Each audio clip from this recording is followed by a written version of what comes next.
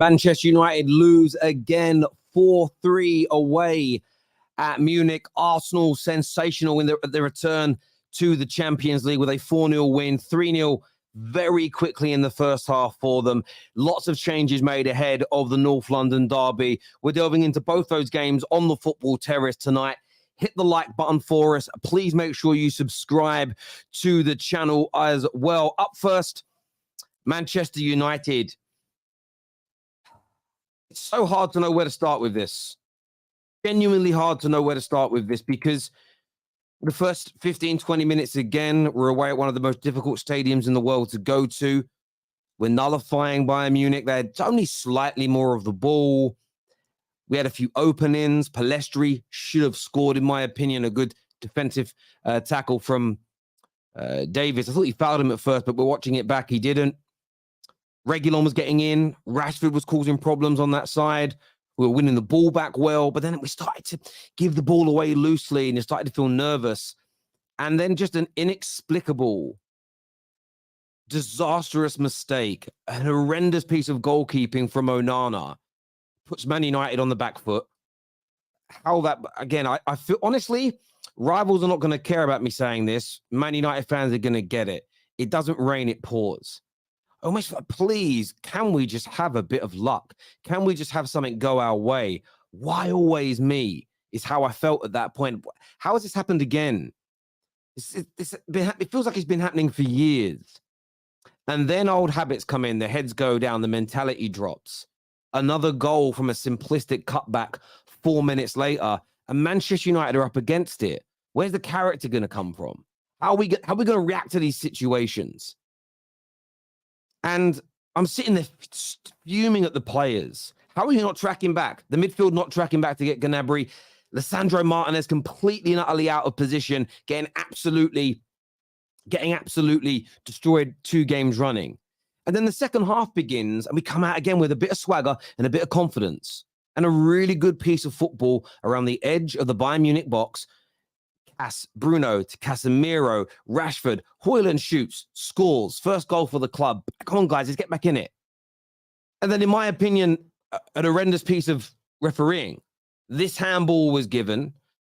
If you watch the footage, which we can't show for copyright reasons, the hand of Eriksen is in a very natural position for what his body was doing, very close proximity. And for the first time in UEFA and VAR history, the check was over. And then they rechecked it again and gave it. And from that point, up until Man United got our second goal of the game, Munich dominated. They really did. We kept ourselves in the game, some good saves from Onana. We kept ourselves in it. I started to see a little bit of fight, but still the midfield too unbalanced. We get a goal back. You think, right, let's go. And then this brilliant young 18-year-old just takes our hearts away. And then a brilliant cross from Bruno Fernandes and Casemiro scores again. And it ends 4-3. We didn't deserve to win tonight. Bayern Munich did. The score line is respectable in the end in terms of the goal margin. But Man United, too easy to score against, especially when our heads are down. We are not difficult to play against, and that is a big problem. Yes, we scored some goals tonight. We'll be very happy with that. But so much work is needed. Amrabat is needed in this team. There must be a plan for Mount, and I'm intrigued to know what it is. We need Raphael Varane back desperately. Desperately. And I even think the likes of, maybe not for today's game, but the likes of young Mainu are needed because tonight, let down by horrendous mistakes again, a lack of fight, a lack of mentality. And we went to a very hard place to, but they always win at home in the Champions League. Invariably that they lose. And if they don't win, they draw. I want to shout out some of their players. Look, Musiala, what an absolute star. What an absolute colossal football player that man is. I say man, he's a kid. He's older. Well, I'm not quite old. I'm almost old enough to be his dad. That's how young he is, but he is absolutely majestic. He really is. I thought Harry Kane had an excellent game, took his penalty well. Sane looked very dangerous. I thought he looked very, very good indeed. I was very impressed with Upamecano tonight. I thought he did very good. Kimmich is Kimmich, isn't he? He had a very good game as well. There's some very good players in this Bayern Munich team. I want to take nothing away from them. I trust Erik ten Hag to get this right. I believe he can. But he needs to get his players fit. He needs to fix the imbalance in this midfield that is making it too easy for us to concede goals. That's 3 defeats on the bounce, the first time since 2019. We could be on for 4 defeats on the bounce if we lose to Burnley this Saturday. And United have to get their fortunes turned around here. We have to stop letting our heads go down when we concede. I do believe putting the likes of Amrabat back into this team is going to help us. I really do. Again, Eriksen on the ball today, some good moments, but that man's lack of physicality in the middle is crazy. Then you saw the opposite when it comes to McTominay. Twice, his physicality won us the ball back in really dangerous areas. But he's poor first touch, or he's poor physical, not poor physical stature, but he's poor nimbleness. Let him down. And you just think to yourself, we need a mixture of the two. Is Amrabat going to be that guy? I hope. I pray. Of course, tonight, the world will turn on Onana. He deserves criticism because that was... I mean, I know people will say, De Gea wouldn't have done that. Look, De Gea been doing that. That's why I'm most annoyed. Because I'm desperate for these players to make us better. And there's a chemical going through my head right now, which is acid. And I don't mean I've taken drugs. I'm thinking about acid. And I feel like Man United, the club is acidic. So I almost feel like everybody that comes here erodes, wastes away. He's only been here 5 minutes. And this man was, listen, go and read how good he was between the sticks last year. Forget his passing ability. At Man United, mistake. It's the mentality. Gutted, absolutely gutted, really, with our performance in parts tonight, and then proud with other elements. But we know what the flaws are. Midfield too easy to run through. Not hard enough to break down and beat.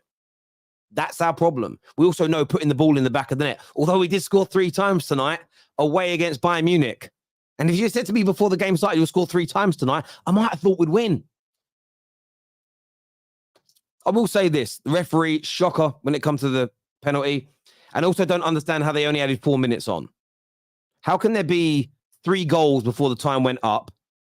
I think 6 or 7 substitutes and 3 minutes on the VAR for the penalty and only 4 minutes of time added on. Just saying. That game had an extra 2 or 3 more minutes there. Who knows what could have happened? And I'm purely looking here at points, results, as opposed to performances. But yeah, overall, I am gutted again. I really am. And people are saying clear penalty. For me, absolutely not. Kieran here says excuses. So it's again. Oh, sorry. Yeah, you just want to hear team shit, club shit, sack the manager, burn the club down. That's what you want to hear, don't you? You don't want to hear the analysis as to why we lost. You just want to hear we're shit. That's it. That must be the one. That must be the one there to me. Sounds like 10 excuses here. It's not an excuse to say the manager's got to fix the midfield. That's not an excuse. Oh, yeah, sorry. Yeah, players don't go backwards at Man United. They're just crap. Yes, that's it. Yeah, I forgot that's how it works. Yeah, we're the only team in the world that you can't have analysis on. You just got to say they're shit. Yeah, I forgot. Sorry, bro. My apologies. My apologies for talking football to some of you. I am sorry that I did that to you there. I really am. The acid quote was eerie, Terry, how I felt as a gooner for years. I hear you on that. David De Gea, good shot stopper. Onana, good distributor. So their flaws net each other out. This is the thing, though, VV3. Let's not act like De Gea hasn't been letting goals like that slip through his gloves and underneath him for years now. I'm not defending Onana, but let's not lie and say that wouldn't have happened with David De Gea, because we've certainly seen it. When you face more shots, your average of conceding increases. Midfield still run through is a major issue. Completely and utterly agree with you. So proud. We'll come back to the Arsenal stuff in a few moments, people. United sort it out. There's a good team in there. I think there is a good team in there somewhere. And I think the manager can get this right. Patience is needed. Backing of the manager, and Man United fans have got to stop this. I'll have the conversations. We won't shut down opinions, but this nonsense of sacking him will fix us has got to go away. That will break us further. Joke VAR decision, which destroyed the game. I hear you there. Listen, part of me feels like we were robbed as well. I'm not even lying, because if that penalty doesn't happen, it's 3-3. We get a draw. Result-wise, performance, there's still holes in this, and I want to focus on that as well. But yeah, the VAR was a disgrace tonight. First time ever in its history, check over, and then they resubmitted it for re-review. Never been done before. Terry, that should have been 9-0, and you know it. Having said that, yeah, Munich are not. See, I don't think it should have been a 9-0. We should have scored a couple of goals before they scored their goal. So again, if we're really balanced, no, I don't believe that. Loads of mistakes, and it cost us, but I saw some improvements tonight, is what Tony says. Do you think spending 60-odd million on another player or keep De Gea for one more Listen, I don't think we'd be in any better position if we'd have kept De Gea, unless that player that came in was a game changer. So yeah, if we'd have got Harry Kane, it might have helped us. If we'd have been able to get a Frankie de Jong, I think we'd be better. I still think we can see goals like tonight, though.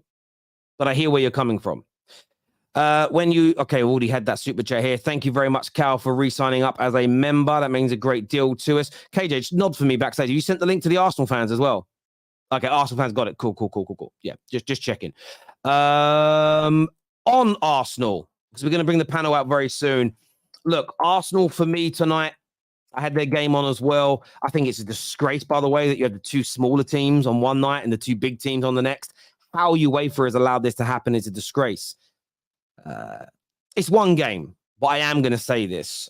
Do you remember people saying, well, we can't really judge Saka's ability until we see him in the Champions League? It took him 8 minutes to show everybody this man is world class. He is. Arsenal tonight were absolutely out of this world. They're clicking. They've already been good this season. And tonight you just saw scintillation. Tonight you just saw goals, you saw ability, you saw a team win the game early and then shut it down for the remainder of the match. And I'm not going to lie, I was watching it as a Manchester United fan, and I am genuinely jealous of how good Arsenal are.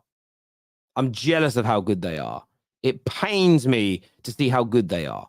Now, of course, they play PSV, we play Bayern Munich.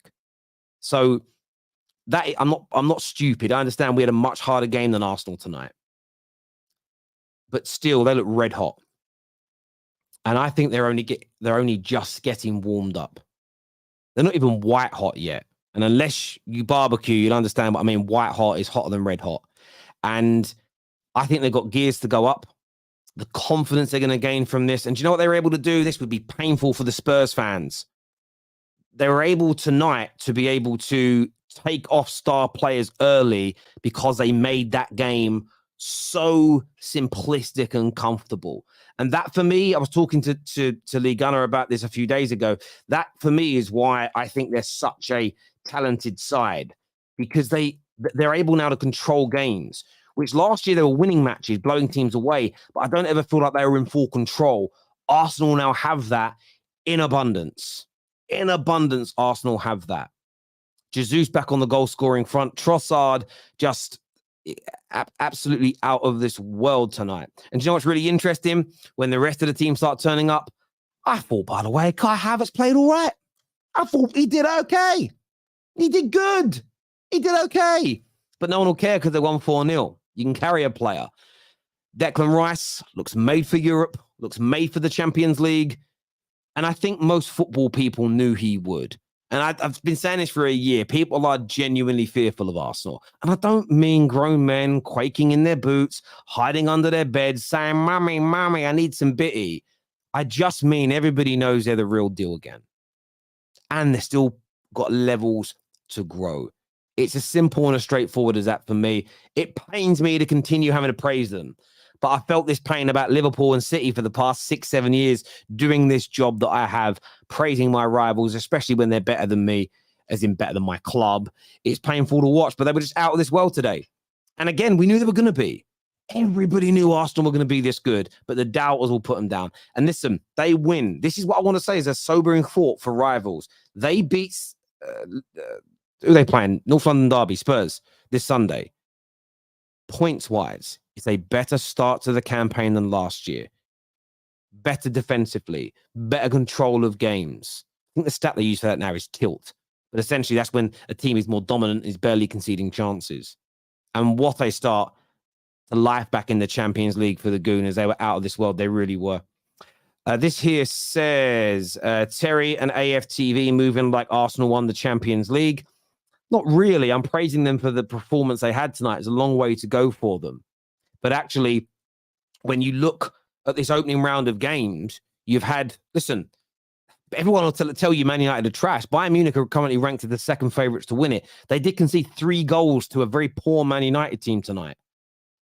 Real Madrid struggled at home against Union Berlin. PSG looked decent last night. They played a good side. But the only 2 teams so far in the Champions League that have been scintillating has been Arsenal and Man City. Let's not kid ourselves about that. Mr. Terry, she said yes. So we've got to be patient and ride it out. We'll be fine. The Glazers get that F out is what OK says. Thank you, bro. Tevin here is a gooner. Says, I think what we saw was a non-clinical team trying to play an open game against us, and we cut them apart. We were still sloppy, but 4-0 for the first Champions League night. I'm buzzing. I wrote that down, bro. That was one of my notes here. It's scribble because I scribble when I'm writing. But it was one of my notes. I wrote down PSV attacked, and I said, and they got punched up, and that's true. And something a lot of Gooners have been telling me for a while, and I think it stands to reason, is a lot of teams now sit back deep against them. My brother, by the way, he's staying with me at the minute. He's a bit older than me as well. He hates the term low block. He just went sitting deep, bruv. Why are you saying low block? He said the kids understand it better. But teams sit really deep against them. PSV tried to attack tonight. And I know everyone, this is what I don't know where I feel about this. People say, no, play your philosophy. Don't change your style of play to adapt to certain teams. I disagree. I think you have to be smart at times. Don't be jealous yet. I'm going to wait until Arsenal actually win a major trophy. I understand you, but I can smell it. I can smell it, bruv. 100%. Saka is not the one to talk about tonight. It's Odegaard. Look, Odegaard was, of course, brilliant as well, and he's been mentioned in this. I kind of mentioned Saka because people have told me you can't rate him until he's done it in the Champions League, and it took him 8 minutes. You know, but Odegaard's one of the biggest mistakes in Real Madrid's history. I know they have Jude Bellingham right now. I understand they have Jude Bellingham. But when I watched Real Madrid last year, they were crying out for somebody with his ability centrally, who can maybe drift out to that right-hand side.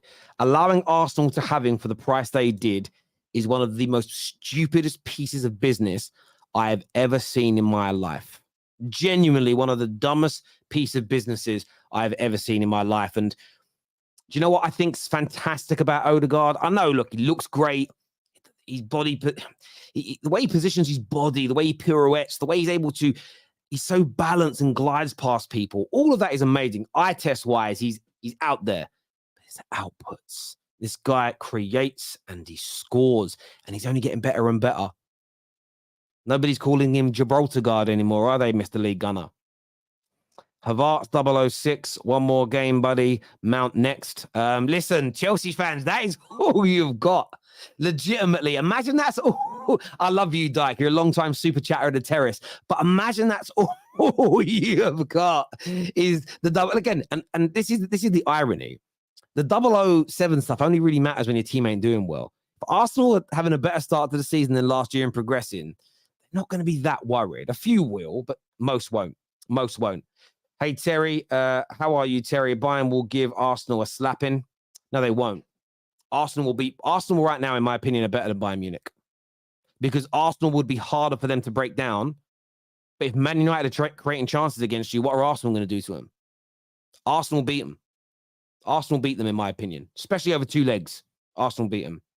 Raya can't be dropped. Listen, Raya's the new number one. I think the answer came out tonight, people. A Bayern fan, you didn't give up. Big up, Man United. I respect that. You're seeing it from your perspective. I kind of felt like we did at times. I see our shoulders down, but then we went and scored 3 goals. So maybe I'm wrong. Maybe I'm just disappointed that we lost. Maybe the panel is going to tell us something different. Don't sit deep against Arsenal and we'll find space, is what Chris says. I agree. I do feel now that Arsenal playing in midweek will have momentum. Yeah, imagine what this feeling is going to give them going into that North London. Listen, 2 games a week. These people get up at 5 a.m. in the morning and do 12-hour shifts lugging things around every day. Footballers can play 2 games a week. With the diets they have, the recovery, the sports science, the doctors, it's easy. It's easy for them. Trust me. And they love it. They're living their best life. When you're winning as well, you don't even feel fatigue. Odegaard body movement is Arteta coached, but agree. See, I don't think so. So I think the way he moves that's natural. What the coaching will be is positional sense, when to make runs. Coaching him, there are elements of your game. Like you can coach someone to make late runs into the box. You can coach somebody into areas to stand due to the way your style of play creates space. That you can coach. What you cannot coach is that he looks like a ballet dancer when he moves. The lines are impeccable. He passes the eye test. But remember, I wouldn't give a damn about that if he weren't creating anything or scoring anything. It'd be pointless. It really would. He's got everything, that kid.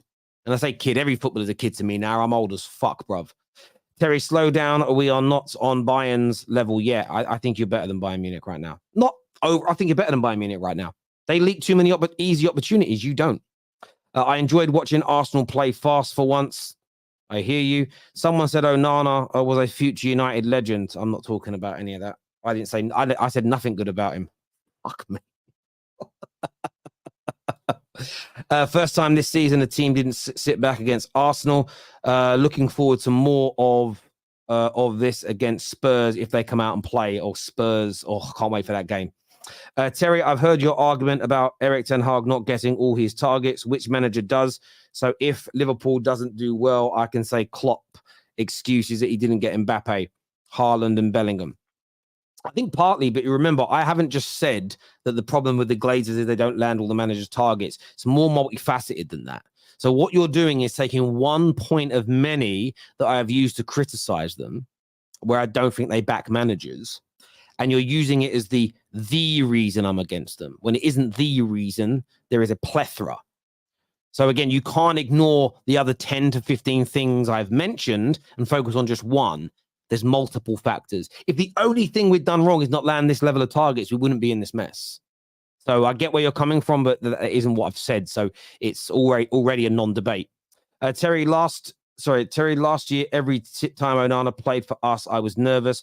I preferred a 40-year-old Handanovic. Nevertheless, his mistake is a reflection of the team's mentality. Bruno, as usual, tonight, 0 out of 10. Again, I didn't think Bruno was that bad. That's just me personally. Maybe I saw it wrong. I didn't think he was awful for us tonight personally, but maybe that's just me. Guys, we'll come back to some more super chats in a bit because I do have a panel backstage ready to come on and talk to you all tonight. But what I haven't done as usual, because I'm stupid, is I haven't got an overlay ready that allows you to see their faces. So let me just do that, click that, save that, and then upload one so that you can see. I don't think there'll be many beautiful smiling faces unless there's Gooners, but I don't know where my Gooners are at tonight. They seem to have turned into cakes. They've scone. It's a good joke to cheer everyone up there. Little joke to cheer everybody up. I put the wrong picture now. There we go. That's the one. That's the overlay ready. Right, time for my panel to come out and have their say. KJ Dizzy is here with us. Sunshine's here. United Source, long time no see. Jason here as well. Boys, a disappointing night. Staffy's here too. A disappointing night result-wise for Man United. KJ, talk to me, bro. Oh, man. I'm tired of us playing for 20 minutes or 25 minutes and then just dying. I don't understand why these guys can't maintain their levels for at least 45 minutes to 60 minutes. You're coming into the Champions League back again. You're going away to the biggest, one of the biggest teams in Europe. And all I want from you is just a decent, consistent performance. And they can't give us that. And I'm tired. Today, yes, we scored 3 goals, but I didn't celebrate any of them. To be fair, I said well done, Hoyland. I'm happy for Hoyland's first goal, and that's probably like the only positive really that I can really take from the game that Hoyland scored. Other than that, it's too easy to play against us. It's too easy to go and score against us. They didn't have any shots really, and then they can just get 2 shots. They get 3 shots on targets and 2 goals. Brighton, the last game, at one point they had 3 shots on target, 3 goals. The cutbacks are killing us. The position of the midfield and the attack when we're defending isn't there. The position of our attackers when we're pressing isn't there. And it's been an awful, awful start to the season. It's been a very awful start to the season. And I'll say 2 things before I will I finish up. One is, you said, Terry, you said Bruno wasn't off today. Bruno was dreadful today. This is probably one of his worst performances I've ever seen at Man United, because he I don't know what he did. Before, at least he's creating chances, at least he's moving the ball and we're doing something with. But on today, with him and the ball, nothing happened. It wasn't good enough for him today. The 4th goal is on him, because he lost the ball when no one was around him. He tried a first time pass it to Garnacho for no damn reason. And these are the reasons why people get on him. I like to have patience with Bruno, but today, as captain, I looked at him and was like, bruv, you're actually playing against us right now. It's annoying. And then it's interesting that pass that you mentioned, because I look at that from this again, only based on what I was taught football. I thought Garnacho was waiting for the ball to arrive at him, and you've got to move to the ball in that circumstance. Garnacho standing still. That's just my take on that, in terms of you can't just stand there and wait for the ball. It can be a bit of both, but as an experienced player like Bruno is, when you've got all that space and time, a guy was about to come to you, but you had time to get it out of your feet and give him a nice drilled ball into his feet. And you gave him some first time flimsy thing that goes on, and then boom, they're in our position, in our half, and they score a goal. And then last thing is, listen, I want Ten Hag to stay. I think Man United's biggest problems is we go through hard times and we never give managers enough time to actually come through the hard times. We've seen Klopp, we've seen the likes of Arteta go through hard times, the club sticks with them, and they come out the other end better. We do not do that. The last guy we gave at least a little bit of time to try and get things right was Ollie, and he was a wrong guy to do it too. So I would like Erik ten Hag to stay. I want him to have a chance to change his team around. I would like to see his team when the injuries are done, and we have at least not a first team of players injured. If we have an entire squad, I'll be happy. Maybe 5 injuries, 4 injuries, I can deal with that. But I would like Ten Hag to stay and have a shot. But I don't know if this club will do that. I do not know if Manchester United have the bollocks to actually stick through this and give him the time he needs to try and correct his mistakes. Because he's making mistakes. Like players, a manager can be out of form. And right now, he's out of form. Erik ten Hag is out of form. But I believe he can get back on it. But I don't know if this club will give him that time. So I am worried about the future of Erik ten Hag. I'm really worried about it, because I know this club doesn't have a plan. This club is reactionary. This club, just when things are going bad, they will blame the manager, they will blame the players, and not hold itself accountable. So hopefully he gets the time, but I can't see him getting the time. But yeah, not good enough. Lots of individual mistakes. Well done, Hoyland, for getting his goal. And yeah, hopefully we don't lose to Burnley on Sunday, man, or Saturday. Well, that's beyond huge. Now that game, we are going to come back to Arsenal in a few minutes. Staffy, what was your take on the game performance tonight, and of course the pressure mounting on Erik ten Hag? I'm actually not. I'm not that angry. Surprisingly, I know people expected. I mean, when they saw my face on the panel, that I'm gonna rage or something. I'm actually not angry. I'm disappointed, but I'm not that angry. I think we lost today purely down to individual mistakes. Onana mistake, Eriksen mistake, then a penalty. then poor defending. I mean, KJ, you said that Bruno gave up the ball. I don't even remember that, so I won't talk about that until I go back and I watch it again. I don't want to accuse him of something. Am I being called deluded already in the chat? I don't even understand. I didn't say anything. But No, they're saying you're deluded because they want you to be angry. That's all it is. I actually didn't say anything. I'm already deluded. It's so weird. But anyways. Yeah. But listen, I think we lost because of individual mistakes today. We started the game well. It gave me so many flashbacks of the Brighton game because we started well against Brighton and then they scored with ease. The same thing happened today. You can argue that we played about, I mean, the Brighton game was the first maybe 15 minutes. Today we actually did the first half of the first half, we were good. And then when we didn't score, I got worried because I was like, when we start giving them up the ball and we stretch out the game a little bit, we concede easy. And that's exactly what happened. Onana's mistake is obviously unfortunate. And then the second goal is just like, it's the same goal that we conceded against Brighton 3 times. Cut back, no one is striking back goal. I don't blame the manager for individual mistakes. I don't think we've had a good game. But by the standards, everyone told me we would lose at least 4-0. So to lose 4-3, according to that standard, we had a good game. I think this game, I mean, when you're being honest with it, Terry, 4-0 to 4-3, I'll take the 3 goals because everyone told me we'd lose 4-0. Well, I think that's what's interesting. On a result, listen, and this, mate, where I hear you, in reality, no. But where I hear you, if somebody said before the game, you're going to lose, that you can lose like 2-0, 3-0, or 4-3, you probably take the 4-3 because you scored 3 goals. I hear you. But I'm a bit like you, Staffy. I think I'm in your mindset. I might be more angry tomorrow when I actually calm down. I hate watching Man United games, especially when you've got another big game on at the same time and I've got to go live afterwards. But I agree. I think it was individual errors, really. I was going to say one more thing there, just to wrap up that point. No, you're good. I was just going to say, listen, like with the injuries that we have, I don't usually talk about our injuries a lot because when we lose and we're playing horrible, I call out everyone. But I do think we'll be better, especially when the certain midfielders that I've been waiting for come back. I think when Sofyan Amrabat is back and when Kobe Mino are back in this team, we're going to be a lot better because, listen, Casemiro scored 2 goals, but he's not fooling me today. He had a disaster class. Eriksen is just a hologram out there. You know, I don't think he should have came on for the second half, and he come on for the second half, and you saw he's not really offering us anything in big games. So hopefully when we get some of these players back that I think will change this midfield especially, we will look better. So to KJ's point, I'm actually a little bit more patient with the manager than you think I am. Because it's games like this where I see you just actually need certain individuals. The Arsenal game was the same thing. You lost the game in the last 4 minutes. Today, we lost it in periods of the game. It was moments today where we lost the game.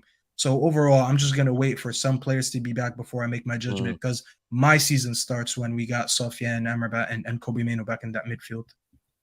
Yeah, it's going to be interesting to see. I want to say as well, we are going to come back to Man United. I want to shout out because I didn't mention him in my bit, but I was really impressed with Anthony Martial when he came on, actually, as well. Again, credit where credit is due. I don't want that to go unmissed. He looked sharp. He looked quick.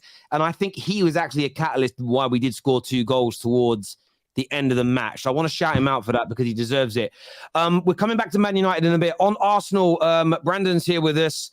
A scintillating Arsenal performance tonight. One of the best performances we've seen in the opening game of the Champions League. Talk to me. What a performance, Terry.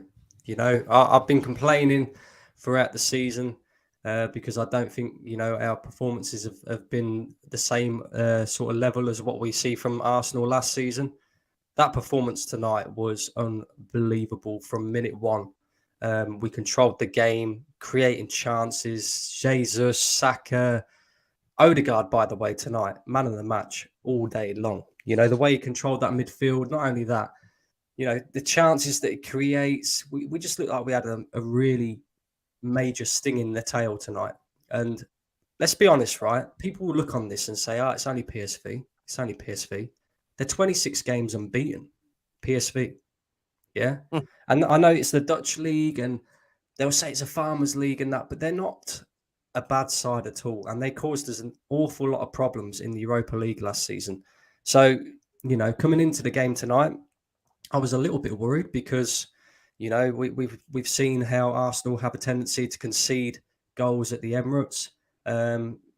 PSV as well, like I say, they caused us problems in the Europa League last season. But Mikel Arteta, right?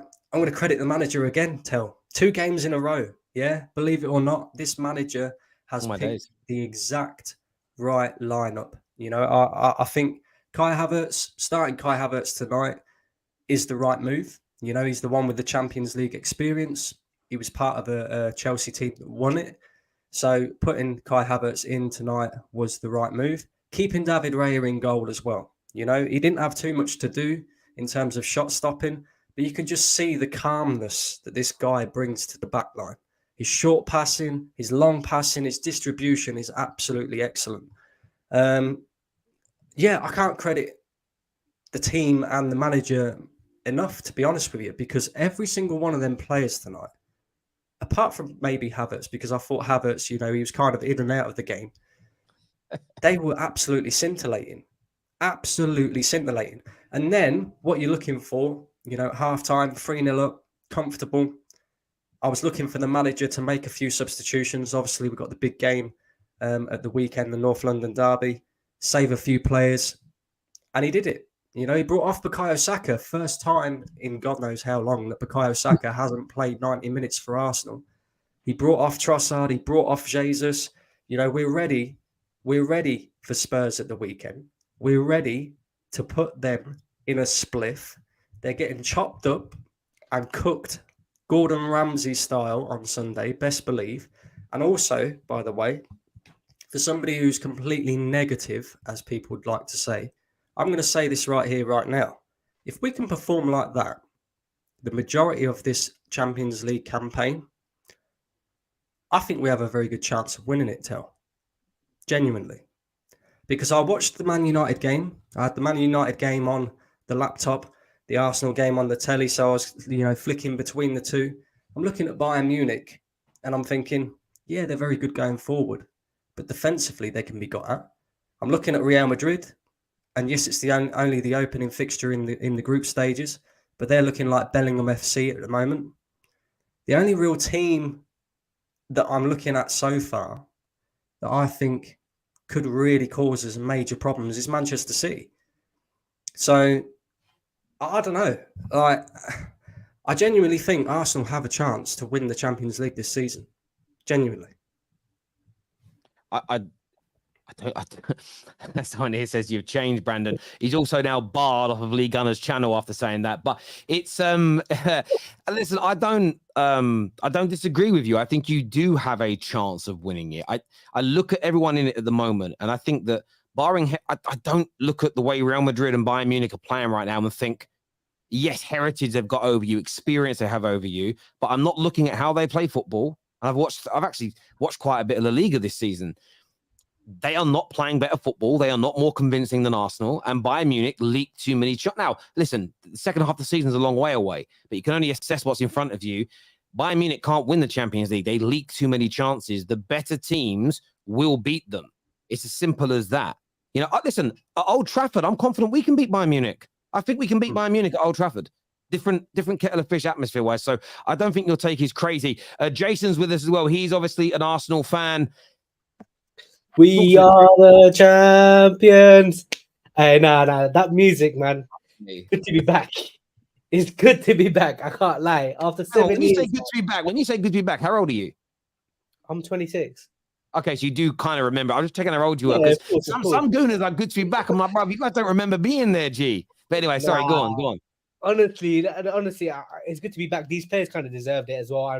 And I felt like they kind of proved it on the pitch as well. Absolutely scintillating performance as well. Front three, Trossard, he's taking a claim like he should be starting in that role, in that starting 11 as well. And Declan Rice, like you said, like you told us Arsenal fans, like before we signed him, like this guy, imagining him in the Champions League, like he kind of delivered as well. Typical Declan Rice performance. And Saliba,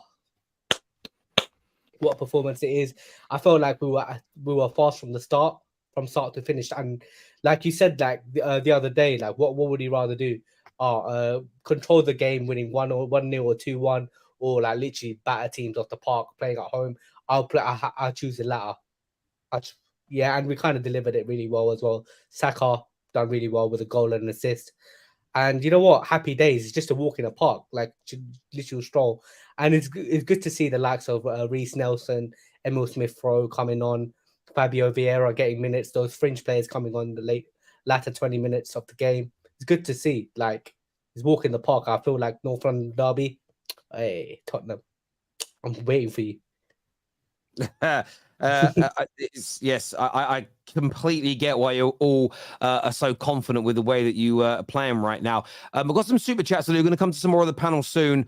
So stay with us, people. Make sure like buttons are being hit. Make sure you're subscribing as well. A comment, though, this is from Onana, and I hate what he did tonight, but I love to see this. He's come out and said that we didn't win because of me. We started well, but after my mistake, we lost control. I am the one who let the team down. I owe it to the fans to improve. This was my worst game. I've got lots to prove because, to be honest, my start with Manchester United is not so good. And I have to say, it's actually quite refreshing to hear a football player come out and just speak that candidly, that honestly, that directly, and say, this is on me. And real quick, apparently he asked specifically to be interviewed after the game. So, I mean, here's the thing with Onana. He had an absolute howler in it. You call a spade, it is what it is. But what I don't like is the revisionism on what De Gea was and what De Gea could have been if he had stuck around. He was on the last year of his contract. He needed to go, and we brought a man in, and he needs time. I like his mentality personally. I think he can improve. And if you remember what De Gea was when he first got to United, he had a howler and howler and howler. We need time, and we need to give him time. That's all.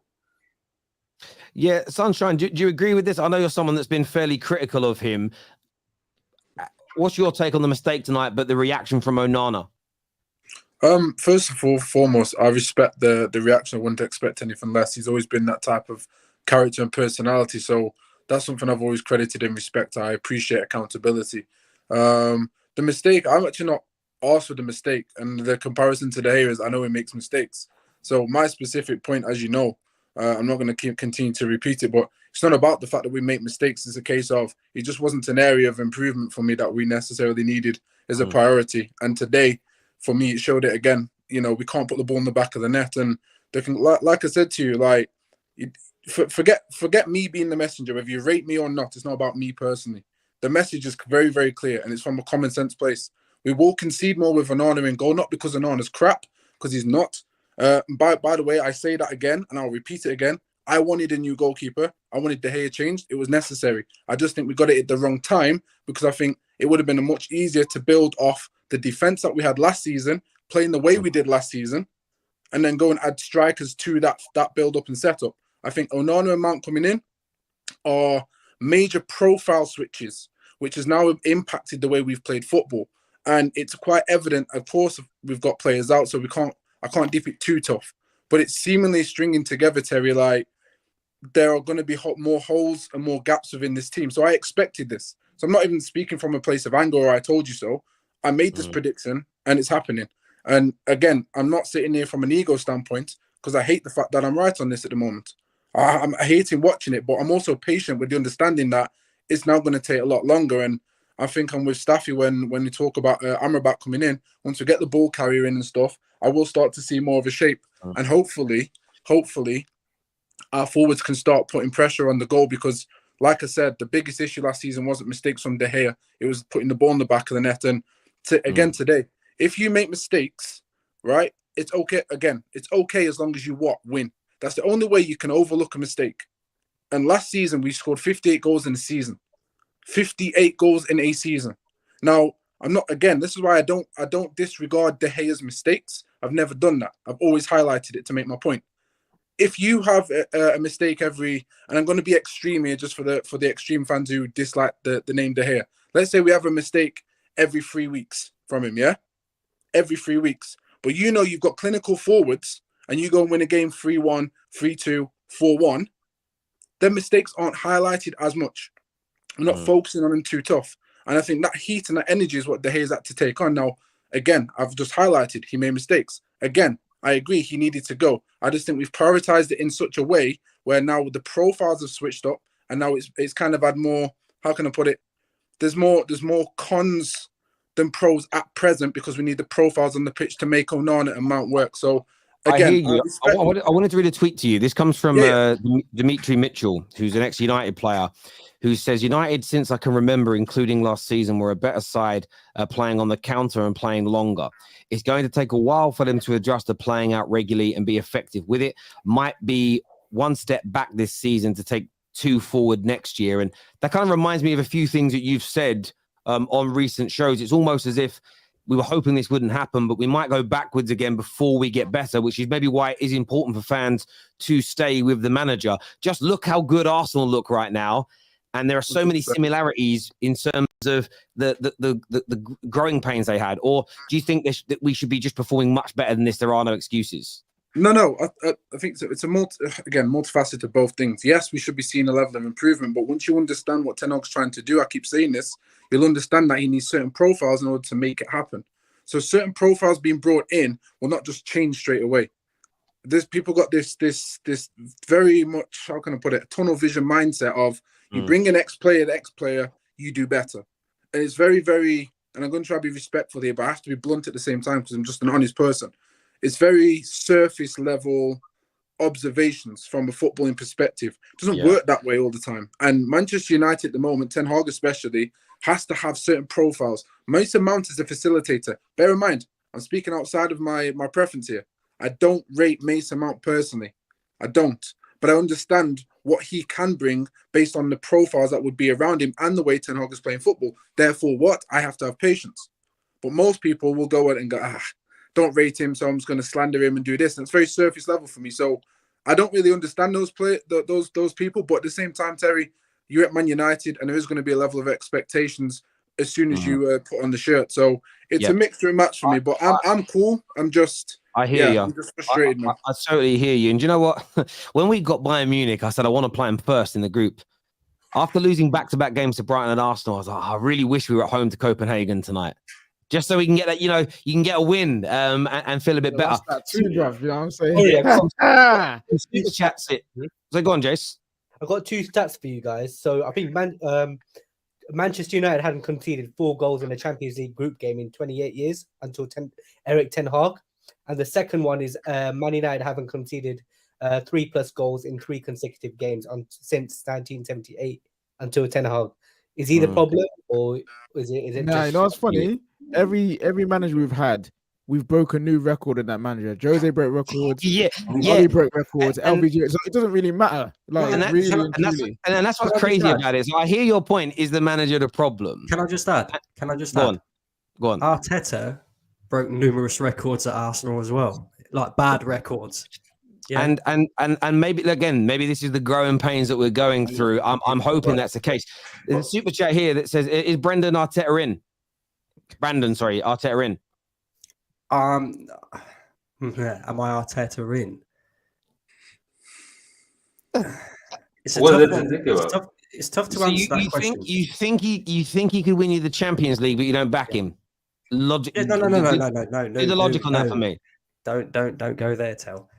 You think you can win it? I back I genuinely do. I back the manager and I back the team, right? But the expectations is what's going to decide whether. No, I agree with. But if you think someone's got the capability of winning the Champions League, surely you back them. You want them in because you think they could win it for you. Yeah, of course. Yeah, I'm just saying. Logically speaking, that makes sense. He's so thinking Arteta in. Yeah, he's admitted it. Everyone. He's admitted it. Arteta in. This here says Ten Hag can't keep playing this way until he gets a guy like De Jong or Enzo. Eric Ten Hag's system must have a ball carrying box-to-box CM or results will repeat. Arteta didn't play his style until the 3rd year. I hear you on that, Garrett. But there are also... Do you know what I find so interesting about that? And this is more of a question than a statement. Some people say, no, you should just play your style, no matter if you win, lose, or draw.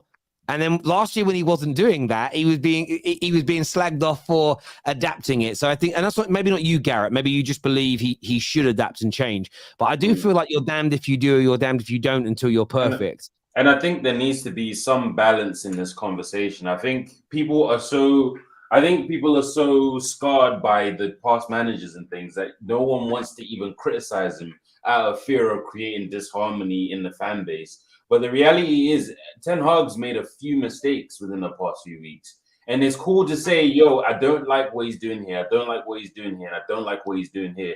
But we got to give him time to get it right because we believe that he has it in him to get it right. Obviously, if you feel like he doesn't have it in him to get it right, that's a whole different conversation. But I don't think jumping from manager to manager is going to solve anything for us. No, I don't think so either. Ayo here says, Fabio Vieira starting to make me believe. What about yourself, Brandon? Because I know he came on today, but he's starting to look like a genuine Arsenal player. Bro, that guy is different this season. Complete and utter different. Last season, we were seeing this guy getting absolutely, barged off the ball, out-muscled, outworked. He looked at times where he was like kind of labouring around the pitch.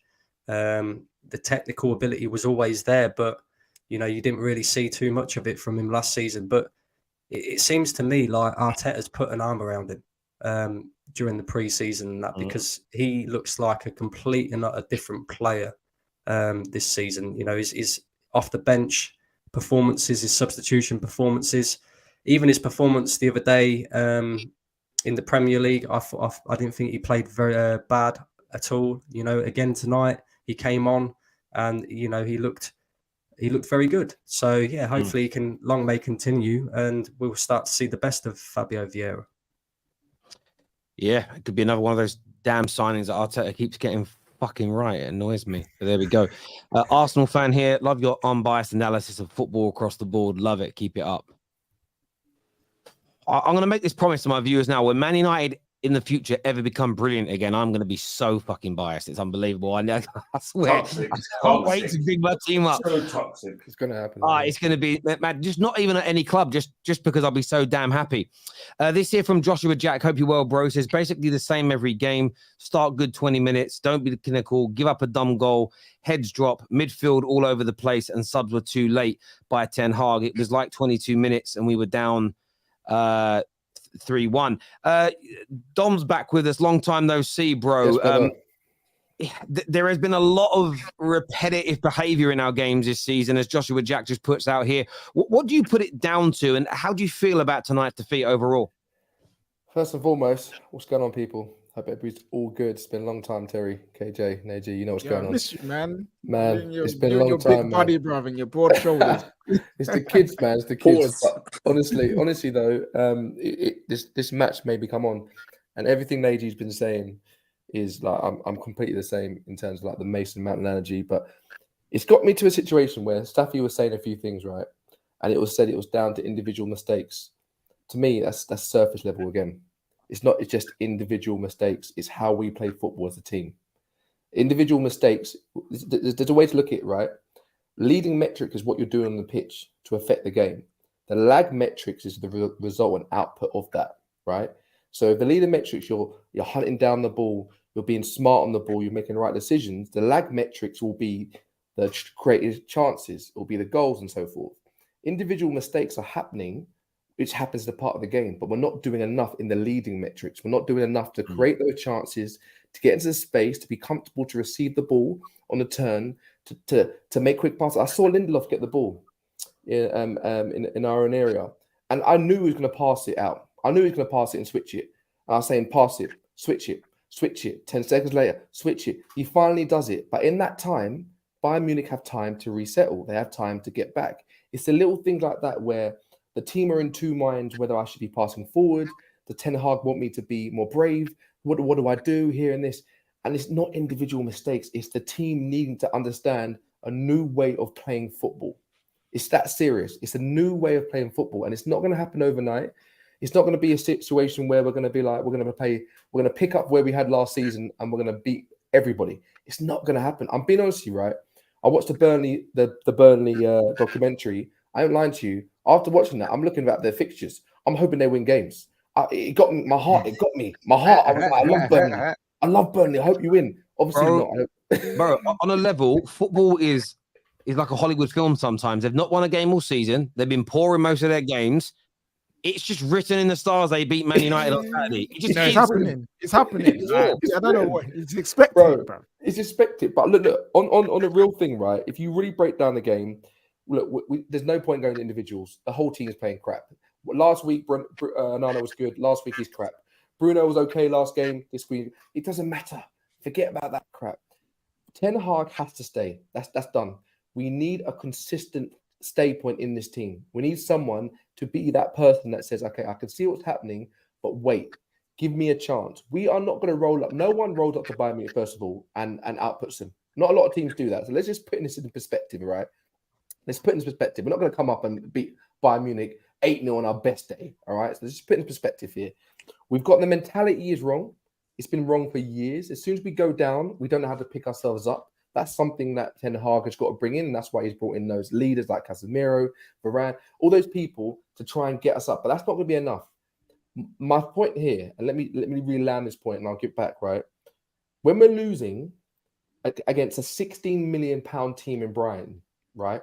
It's not down to certain individuals. It's down to the team. Because I'll tell you right now, most of our players, man for man, are better than those 16 million team that was formed for Brighton. But the difference in those things is the application, the determination, and sometimes the shirt is too heavy.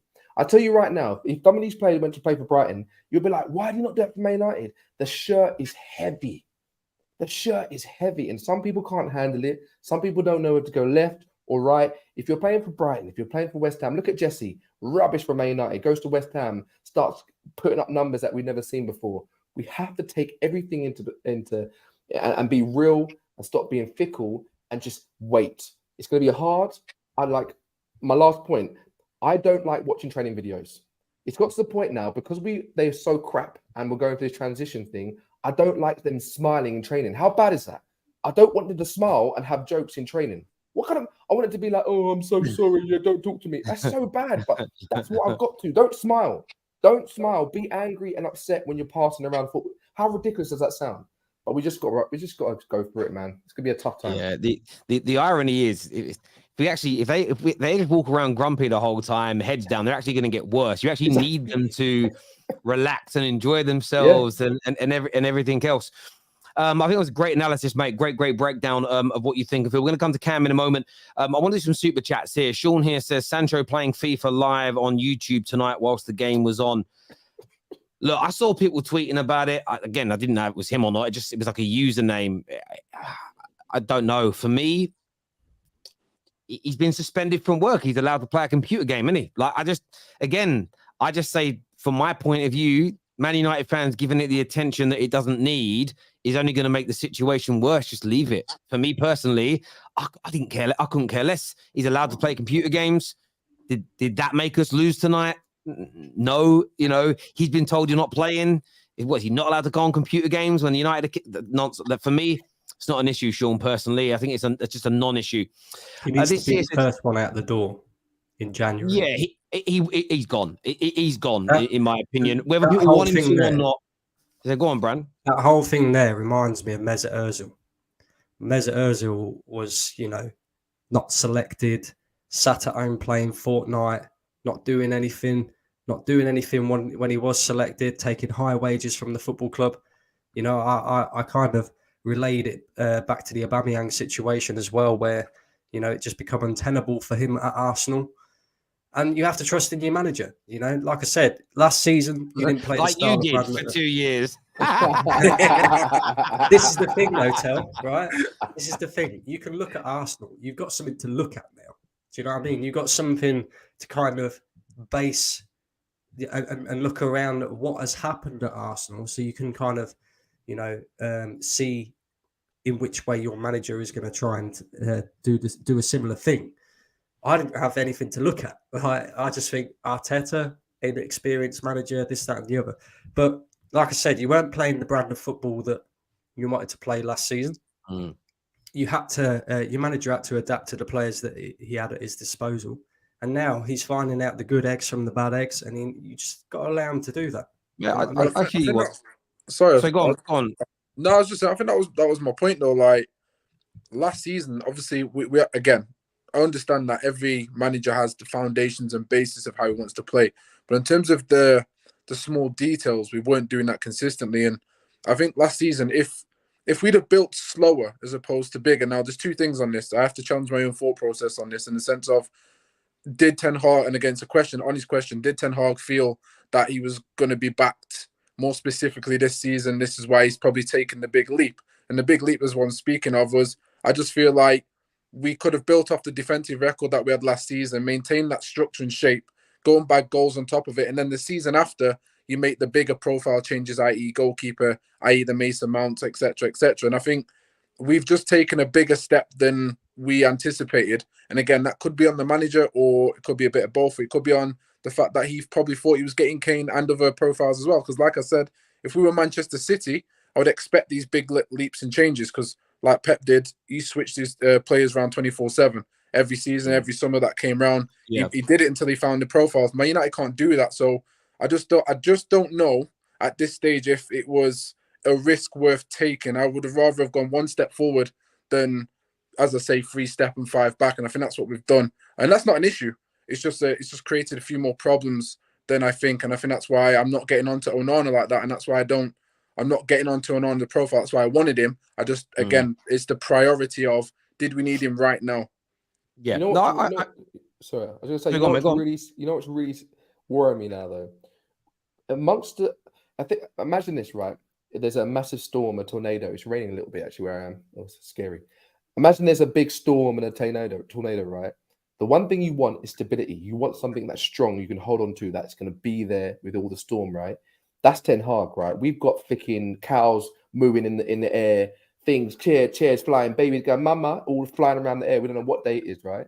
We need Ten Hag as stability.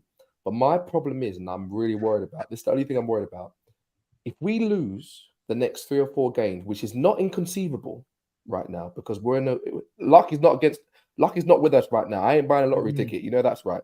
If we lose the next 4 games, even if there's a penalty, VAR, I don't know when it's going to be a situation where Talk Sport, all these people are like, he's not the right manager. I don't know what accent that was, but you know what I'm talking about. Listen, we can even win. The thing is not even winning games. If we don't win convincingly, they're still going to be on it. Like, we actually need to go to Turf Moor, win 2-0, win 3-1, win 3-0, look convincing and look good. My hope is, genuinely, I've had a lot of time to think about it. Although at the weekend I was doing videos where I said sack the manager and everything else, the fact that some people could not hear the very clear, distinct sarcasm in my voice is, again, people need to check. These people can breed. Like, if they don't understand sarcasm, that's like the basic thing to understand over here. Anyway, I'm so intrigued to see what this. Even I agree with you 100%, Neji. I am so intrigued to see what Mount looks like in this manager's team. What we haven't seen yet is one game played with all the signings the manager's made. Maybe barring Malacia, because we know Shaw's ahead of him. I'm intrigued to see what a game looks like with all his players that he's purchased so far. I think that gives us a much. And with look, Bruno's and Rashford's and Shaw's, I look at as his players. People challenge me on that this week. They're right. He's given them new deals. He's made them mainstays. He's given them armbands. They're his players. So you look at a team that, again, I think we improve exponentially when Amrabat goes in the midfield over Eriksen. He's such a problem deep. He ain't got no legs. Good on the ball, got no legs. Suddenly, that's a difference. I don't quite know where Mount, like, again, tonight, in my opinion, look, I'll be honest with you. I've said it for a while. I don't think Palestri's it. I don't think, when people go, why doesn't he get given a game? My theory the whole time has been because I don't think he's good enough. And I know he was up against Alphonso Davies tonight. I know that's Alphonso Davies. The guy is. I mean, was it true? Ten Hag said before the game that Alphonso Davies is not good at defending. You know what it is. You know what it is with that comment. Yeah, I know what he's trying to say. Man is trying to say he's not a great defender. Like, he's a good player, but he's not like a great defender. So he believed. Like, Palestri, and mad, isn't it mad? The greatest defensive move of the night was that tackle to stop Palestri scoring. The irony, man, it's crazy, man. Football gods. Because when that went across, I stood up. I went goal. It looked like a goal. Cameron's with us. How you doing, mate? Talk to us. Yep. Hi guys. Thanks for having me. Thank you. Thanks to Don for getting me on here. Can you all hear me? Yeah. Yeah. Can everyone hear me? Yeah. Yeah. Firstly, I want to start from the defense to attack here. Onana, I'm not worried about him at all. Like, honestly, I think that was his first real mistake of the season. Did you get it? Like, he hasn't really made a big mistake. Can someone jog my memory? Wait. Have you... Wait, to be fair, Brighton, 2 of those goals They're at not. Brighton. They're not. No, they're they're savable, not bro. They're Yeah, savable. that 2 of Let's those be honest. Yeah, but a Brighton savable goals, shot. I beg, be A honest. savable shot doesn't I mean beg. it's I beg, be honest. a mistake. Do you get me? Like, it's not a mistake where it's like, get this keeper out. Do you get what I'm trying to say? So, cool. I'm not really worried about Onana because if De Gea was still at this club, that would send us way into depression. We all know it. What that guy was, he handed Man City the FA Cup. He Sevilla, he handed them the Europa League. Let's not pretend like we haven't got a massive upgrade here. Do you get what I'm saying? Like, no, De Gea was one of the... He hasn't got a club. He hasn't got a club. This big 17 clean sheet keeper has not got a club, and he's free. He hasn't got a club. Tells you everything you need to know. Do you get what I'm saying? Onana was the Champions League's clean sheet holder last season. Went to the Champions League final, put in a tremendous performance against a top Man City side, which he did, right? You just got to give him time. The person I'm not going to give any more time to is Bruno Fernandes. I need to talk about that guy. Since the day we signed him, I've never thought he's this sick player that everyone thinks. Everyone always tells me, Bruno saved us. Oh, he took us from the dirt. Where did he take us? Where did he take us? What, top 4? We were getting top 4 before Bruno, and we're going to get it after Bruno. Sometimes we won't, sometimes we will. Bruno hasn't done anything for us. He's done things for himself. We gave him the penalties, so he got a lot of goals for us. If you give any decent player the freedom to do whatever he wants on a pitch, and you pick out a 2-minute highlight reel in a 90-minute game, you're going to see some nice passes. You're going to see some nice flicks. You're going to see an assist or 2. That's what Bruno is. He doesn't know what ball retention is. And when you've got a number 10, he needs to be, any midfielder needs to be able to retain the ball. It brings me on to my next point, Casemiro. Everyone's always saying, Casemiro's losing his legs. He's rubbish. That guy is being left out to dry every single game. He's playing Bruno. Bruno, he's a pretender. He runs back. Yeah, he will chase a man down like 2 or 3 times in a game. The guy doesn't know what he's doing. He just does whatever he wants. Eriksen, we all know he can't defend. So then it leaves Casemiro, the only person capable of defending. We all know Casemiro is the only player on our team that moves the ball quickly. So sometimes the passes will be off. It happens. It was like that last season. But Casemiro is our best midfielder, and there's no 2 ways about it.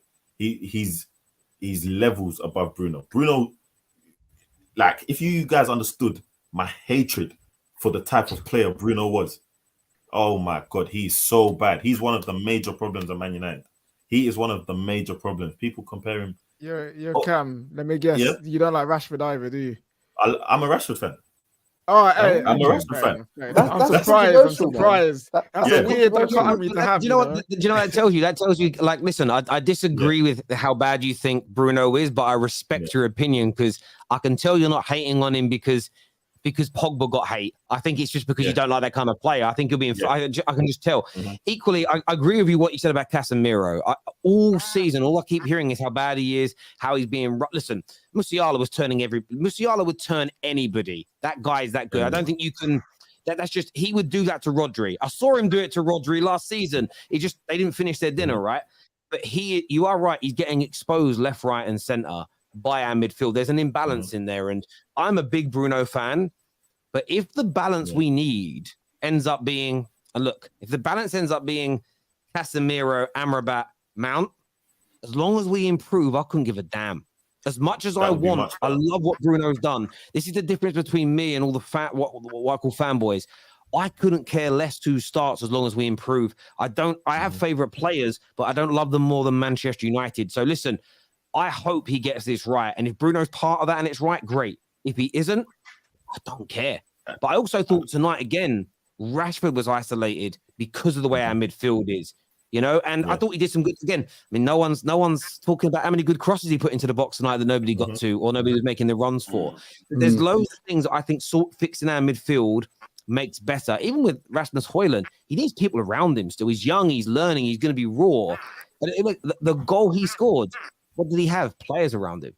Yeah, you know, we've got to get better at that. I think that's a great point you made. Yes, bruv. Sorry, can we do a special mention for Reguilon? Because past 2 games he's been sick, man. He's been good. I like him. Different gravy, man. Better than Shaw. Bro, Better than- Bro, different grade, Don't do that. Are we doing this No, already? no. Okay, listen. Sure. Better than Sure. Shaw. Why is he better than Shaw? Why is he better than Shaw? Shaw's a repeat offender. Shaw has no tenacity, no intensity. Repeat He offender. barely overlaps. He doesn't even like putting in a cross. He thinks he's like some sort of Nah, too much. holding left back. Shaw's a holding left back. He's just always where he is. I do love how you call him a repeat offender. Yeah, repeat offender. Who hurt you, man? Hey, listen. I'm here. I will happily sit here and say Reguilon is better than Malacia. You know, I'm here for that. Yeah. Luke Shaw, we've not seen enough of Reguilon to say that, yeah, he's better than Luke Shaw, because before we know, Agreed. my man's on parole. My man's on parole, bruv. He's doing a good little, stint right now. But he might be a repeat offender later when he's off the tag, fam. You know what I'm saying? I'll say this as well. I remember the first couple of appearances. One was in the Champions League of Alex Telles. We were all like, remember what we were calling him? Oh, Mr. Whippy, because his crosses look good. Shit, that ice cream melted fast, bro. You know what it is? We rated what's his name? Malacia when he first come in. We were like, oh, Malacia's strong, he's capable. And now we're like, who's this guy? Couldn't care less. Yeah, honestly, now listen, when it comes to Malacia, I say bring back Tyler Blackett, bruv. Do you know what I mean? I prefer. Shaw's an average player. I've got to go back. I've got to go to some super chats here. I want to put this to Brandon. It's about Arsenal. It says nobody wants to face us, Arsenal, in the Champions League. Do you believe that's true? Do you think everybody will want to avoid Arsenal come those knockout stages? If we continue playing like this, yeah. You know, I think the only team that it won't fuss too much is Manchester City. I don't think Bayern Munich would want to play us if we're playing like that. I don't think. But then again, Real Madrid with their heritage, I think they're the only two teams that, you know, I think could actually do something against us. Apart from that, I'm looking around and like I said, Bayern Munich, they can see too many chances for me.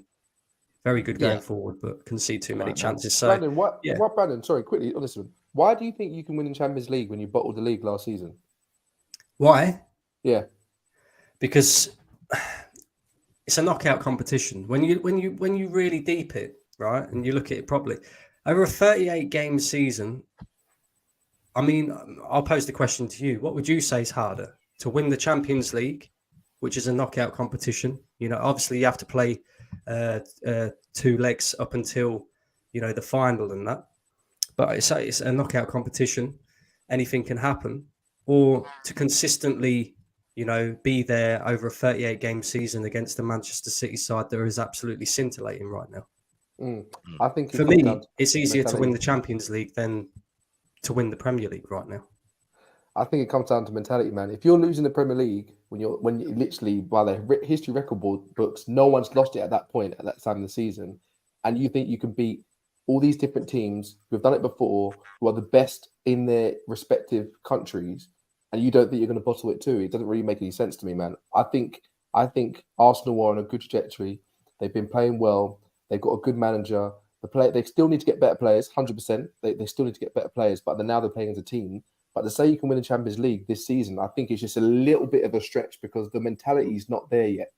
The mentality of winning. It also comes down to look at the draw, though, doesn't it, bro? Because when you look at it, right, nobody expected Inter Milan to be in the final last season. They was. So it all depends on how it goes in terms of the drawing. I hear you on that. I think that makes sense. Look, it's certainly going to be an interesting debate. These 3 super chats in the bounce for Bruno ghosting against the top team. My shock is this one, followed by Bruno is your best player in my opinion. Please sell him. Followed by Bruno Fernandes, most overrated player in the Premier League. Followed by Bruno haters got amnesia.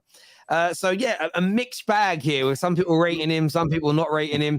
But there we go. This here says no, Terry. There was an interview about Arteta teaching small parts of the game and making talented players better. You can see it in our attackers. Now, I understand he can help them. I don't think the manager has taught him how to pirouette and turn and these body movement and things like that. They might work on body management, into weight management and stuff like that, body mechanics and things. I don't know if they do that in football. We used to do it in fighting, especially when it came to the grappling side of things.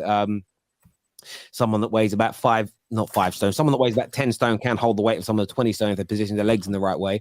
But I don't know how to do that type of thing in football. I've never been coached at that level because when I played football, man was shit. I'll put it bluntly. I was the linesman for my team. Do you know what I'm saying? I run the line. Clear to say Odegaard is potentially becoming one of the best in Europe. Come on, you Gooners, and big up Man United for nearly drawing. Fuck you. Is Odegaard one of the best attacking midfielders in Europe now? Premature, man. Yes. Premature? Why? Just again, but I come from an era, and so do you, and so do some of the panel, where we looked at consistency over a longer period of time to go, okay, world class. Is he one of the players that are best in form? Yes. I think that's a different discussion to me. Is he one of the players that are arguably in their better form in their position? Most definitely. But say he's one of the best, I think you can't say that until, again, if you're basing it off form, then yes, he's one of the best on form. But in terms of when someone says best player to me, Terry, it's overall. That player overall, are they the best? And he hasn't done enough consistently to warrant me saying he's one of the best. So it's specific to the question for me. If you're telling me is he the best player in form, without a doubt, I'm never going to sit in and make an argument. I'll go silent. But talking just the best in general, I hear you on that. I agree. By the way, how many are better? I think with Odegaard, right? He's adding goals to his game now. He's scoring, some really good goals from outside of the box. We see him hit some really good numbers last season. I believe he could probably hit them numbers again this season. But he does have a tendency to go missing in some games. So I kind of think, the consistency has to be a bit more than what he does show us at times. Yeah, he's on that trajectory, though. Like, he's heading that way. It's not like he's not. He certainly is at 24 years of age. Ibi here says, Kai getting 90 minutes gives me beliefs that Fabio starts on Sunday. I think a lot of Arsenal fans want to see Fabio in. There's one here for Man United fans. It says, with Maino, I think you guys sound like you're putting too much hype on him already. Let him breathe and bed in. Bro, I want to say this now. I think I can speak for everyone on here. He's a massive part of Ten Hag's plans, but I don't think any of us are expecting him to come back from injury and be a starter for the next 40 or 50 games in all comps. He's that type of player, in my opinion, in certain games where we'll be bringing him on. He'll start League Cups. I think he'll start FA Cup games, but you need him. When we're bringing up, listen, trust me, I promise Man United fans this. I really believe in this kid. When we bring on, in the past, the Freds and the McTominays, the overall quality of the team drops, even though you might get more legs and energy. With young Mainu, you're going to get the ability on the ball plus the athleticism that's needed. But you are right. Anyone who thinks this guy's going to come in, transform a midfield and be a superstar in the next 3 to 4 games is crazy. You've got to let him play. It's not like the youngsters, even the Lavias, Caicedos, they've had a year, 18 months of first team football at the highest level. This kid's not kicked the ball yet. So I do agree. Let him breathe. Brandon doesn't want to say Arteta in out loud because his fatherly Gunner will spank him. That's fair. Real ones or old ones will remember Perez went through the same thing as Vieira. He did. Perez wasn't good in his first year. This is the thing. Like I went through all the signings in the summer with Gooners that have been made, significant signings at the club. All the guys over £20 million. So far, in my opinion, there hasn't been a flop by Mikel Arteta of the significant signings. I think they've all either done their job to a good level or have got much or have been brilliant. And I think Vieira, look, he weren't great last year. I thought he'd come good for you guys this. Kai Havertz might be the only one, but equally, can't say he's a flop yet. He's only played a handful of games. Let's see what you guys go on to do. Going to Man United is a detriment to a player's career. Young players should look elsewhere when making the next jump. Well, that's why the likes of Jude Bellingham and Haaland didn't pick us all those years ago. And this is what we do. We start getting better and then we go the other way again. Fuck me. I genuinely feel sorry for Man United. Thank you, AJ. I'm waiting for the sarcasm now. As an Arsenal fan since 1995, I've been there before at least twice. The fans need to stick with the manager. Come on, you Gooners. Thank you. All this to go out in the last 16 as usual. Obviously, Chelsea fan talking about Arsenal. Trust me, Terry, any big team in the Champions League beats Arsenal, is what Dyke says here. Well, I will say this year, Dyke. No, Chelsea won't this year. Bottling last season has no bearing right now, is what Brian says. Do you believe that's true, Dom? Do you think last season's bottling has no bearing? Mate, I think you're always going to have that mentality and that potential to bottle it. Like, you can't just disregard that. Like, it's important to make sure that's going on. I think it's just, mate, I'll be honest with you, Arsenal are on a journey right now. It's massive. Terry, if you think about this, right, you know, everybody keeps comparing Man City to Arsenal, Man City to Man United. We need to understand that Man City have this momentum now. Say you get a wheel and you've got a hamster in it. The momentum's there. So now when they go into the market, they don't have to pay as much as everybody because they don't need to. They can pick and choose because they don't need to. They've got the team. They just keep adding. We're not even anywhere near that. And I don't think Arsenal are near there either. If they lose a couple of players, they're screwed. If they lose a couple of their key players, they are screwed. If Man City lose a couple of their key players, they bring their Rico thinking Lewis from thinking, what is it? What's that group? Those black guys that sing Everybody in Love. What's that group called? JLS. There you go. Rico Lewis from JLS. Like they just bring them in. So we've got a long way to go till we get to Man City where they've just actually got that momentum they can keep going. I hear what you're saying there. This here says this lot acting like we didn't get vital injuries in the run-in last season whilst moaning about their injuries now. I can't believe this. Come on, you gooners. I can't speak for everybody else. Not a lot of people said your injuries were a part of that. For a question for the English guy. Oh, I think we're all English. I think everybody's English on here, bro. Based on the accents, everyone definitely lives in England. So yeah, we're all English on here, bro. Me and Brandon are not the only English guys here. I promise you that. Joshua's got black friends. I know his uncle's black, his dad's black. Yeah, it's one of them. Musiala or Jude Bellingham, who's better? Oh, Jesus. Oh, I'm saying why can't we just enjoy? Why can't we just enjoy two supreme talents on the stage of world football? You know what? The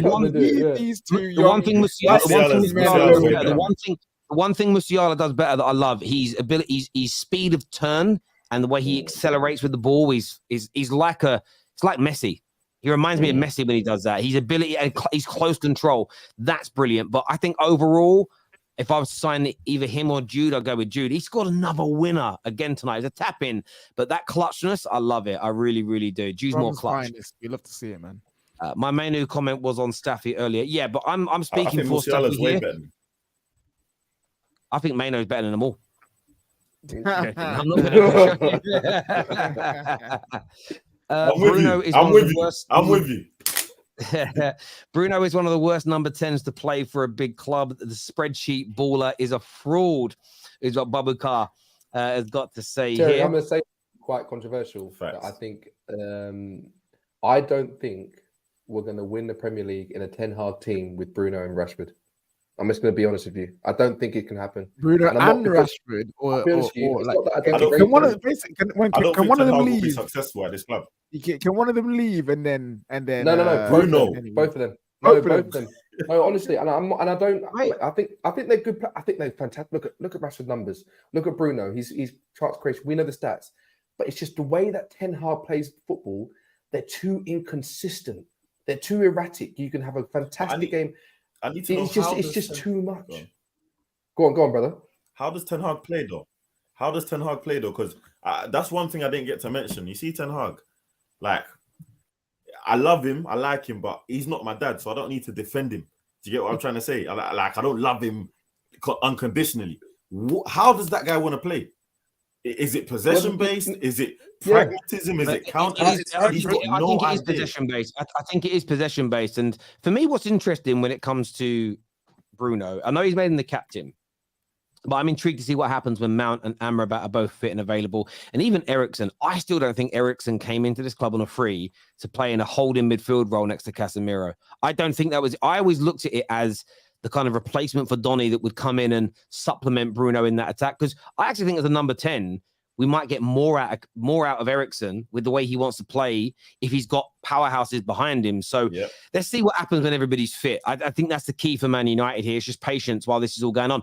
Cal, sorry, we are ending the stream, so we're not going to send out the link to anybody else. I appreciate that. Terry, can I just say on the... Indiana, I didn't even know you were there, bruv. I didn't even know you were there. No, it's all good. It's all good. I thought Jason turned his camera off. Sorry. Hello, Terry, mate. that was the English guy they were talking about. That was the English guy. No, do you know what it is with the Eriksen thing? I think it was kind of like we've got a player there who's a bit of an older head who can play multiple positions. And again, I don't think that transfer window went the way that the manager wanted it to go as such. You look at like the Anthony deal, spending all that money, ridiculous. You look at the window we just had. But I want to touch on what Dom and a few others were saying. I don't actually think it's just an Eriksen problem. If you look at the goals that we're conceding, you look at that area between the penalty spot and the 18-yard box, no matter who we're playing, they're queuing up. They've got hours of time. They've got a touch on the ball. They've got a shot. This is a real problem, by the way, because if it's just Eriksen, if he's just the problem, then why is another midfielder not stepping in? Why isn't the centre-back stepping out? Why isn't the goalkeeper shouting for it? These are basics, by the way, and it happens again and again and again. This cutback is always on. It's constant. Do we think that just an Amrabat is going to fix that? I'm not sure, to be honest with you, because what if he gets caught out? Who's covering that position there? So that's something that's not just on the players, but on Ten Hag. That's our biggest fix right there. Bro, listen, I agree with you on that, and I think there's lots of questions. I just think we've got 11 players out injured. 50% of what I believe will be our main starting 11 with this current group are also out, and 2 or 3 of our main heavily used subs. It's hard to judge until then. There's a comment here from Maradon who says, Terry, United are not playing possession-based football. But again, you didn't listen to what everybody said. Trying. That is what the manager wants to progress into. So again, that is what people believe. Otherwise, we wouldn't have changed the way we played this season. We are playing differently. It isn't bloody working. But that doesn't mean it isn't what he's trying to do. Again, you confuse the difference between completing it and doing it well and trying to do it, but essentially the plan's the same. Boys, I want to appreciate you all for coming on the panel tonight. We're amazing. My super chatters, you're out of this world. Everyone has hit the like button. Thank you. Over 110,000 views already on this video tonight. So I want to thank everybody. Well done to Arsenal on returning in scintillating fashion to the Champions League. Commiserations to Man United tonight. I'm gutted, I really am. We're back tomorrow with more content for you. Plus, we'll be covering all you boys that are in conference and Europa leagues as well. If you're not, then we're not featuring you until the weekend. So until next time, people, take care. Goodbye. God bless. And we'll see you all again soon. Peace.